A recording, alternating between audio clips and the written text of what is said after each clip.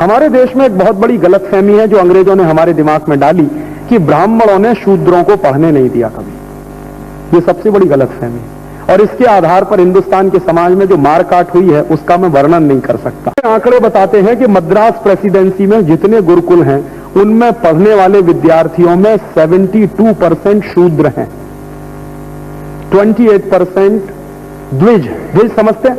ब्राह्मण, क्षत्रिय और वैश्य।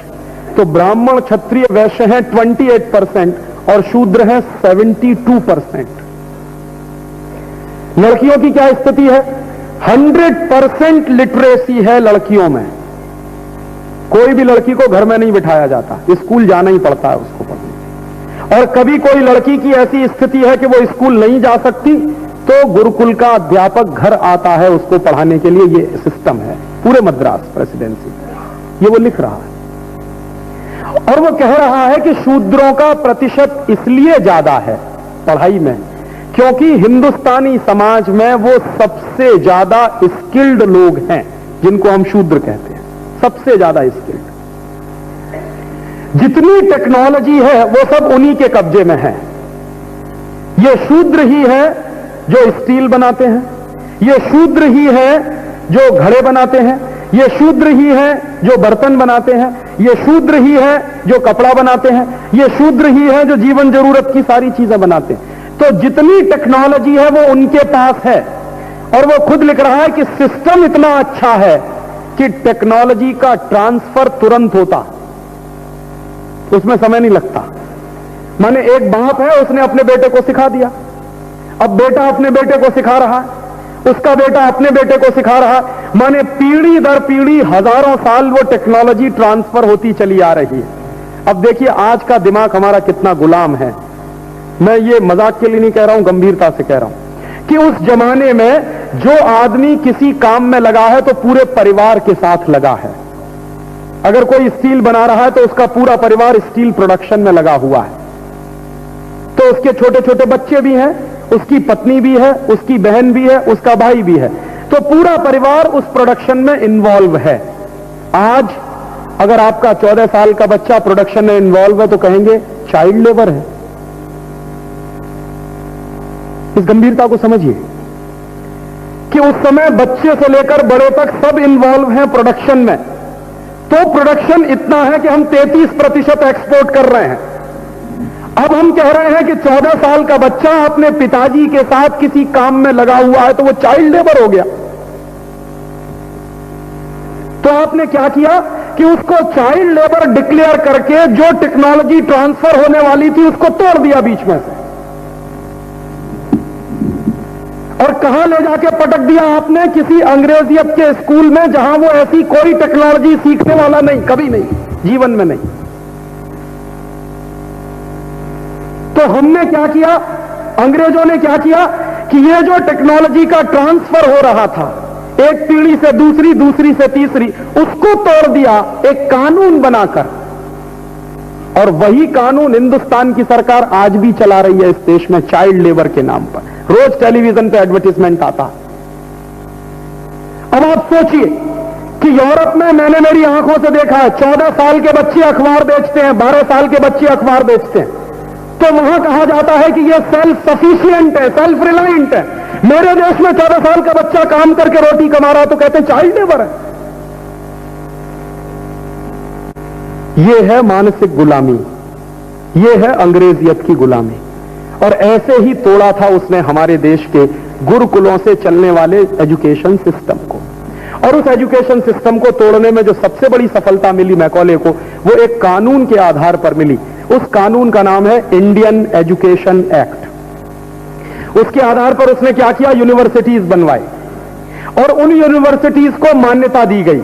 संस्कृत से चलने वाले गुरुकुलों की मान्यता खत्म की गई और मान्यता खत्म हो गई सरकारी दस्तावेजों में, लेकिन समाज में मान्यता खत्म नहीं हुई। तो क्या किया, अंग्रेज एक अत्याचार करते थे, इंडेंजर्ड लेबर बनाते थे हिंदुस्तानी लोगों को, यहां से मजदूर बना के ले जाते थे, जिनको हम गुजराती में कहते थे गिरमिटिया मजदूर।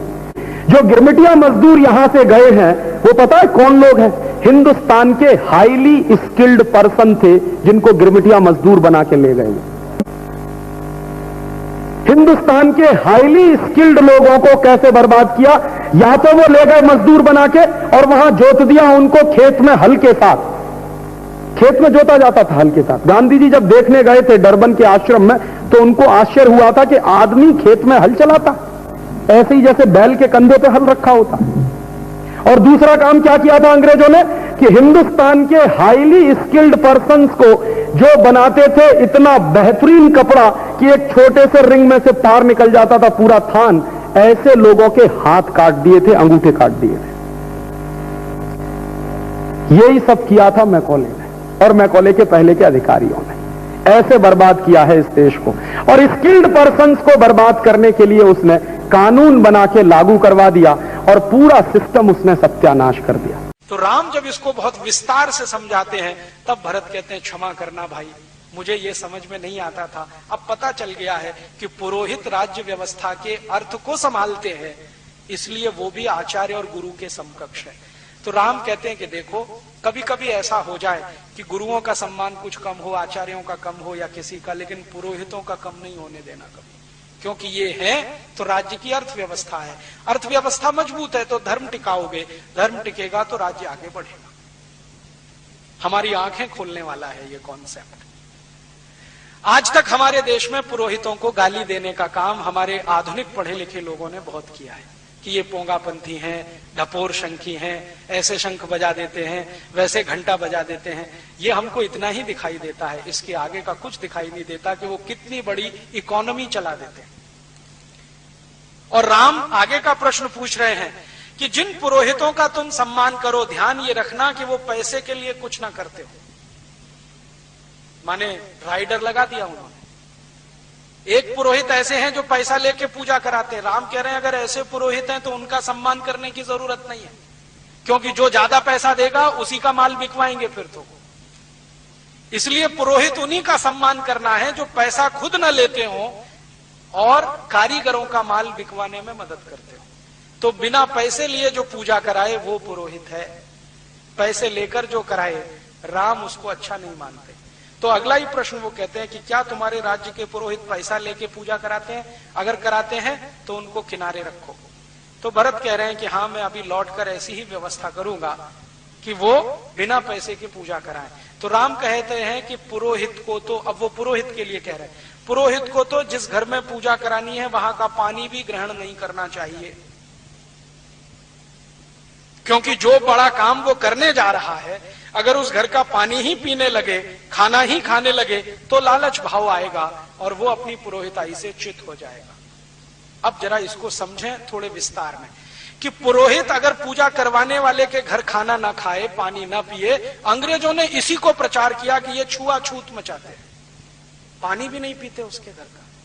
मूर्ख अंग्रेजों को पता नहीं था कि वो श्री राम की कही हुई बात का पालन करते हैं, जिसके घर पूजा करानी है उसके घर पानी भी नहीं पीना, पानी कहीं और जाके पीना। अंग्रेजों ने इसको छुआछूत से जोड़ दिया और हिंदुस्तान के कुछ मूर्ख इतिहासकारों ने उस पर पुस्तकों की पुस्तकें लिख डाली कि ये तो छुआछूत मचाते हैं, ये तो गरीबों के घर का पानी नहीं पीते, ये तो नीची जाति और ऊंची जाति करते रहते। वो नीची ऊंची जाति का प्रश्न नहीं था, जिनके घर पूजा करानी है वो कोई भी जाति का हो, कोई भी संप्रदाय का हो, वहां पानी नहीं पीना है, भोजन ग्रहण नहीं करना है, दक्षिणा नहीं लेनी है, प्रसाद नहीं लेना है, ये श्री राम बोलकर गए तो उनका पालन करते।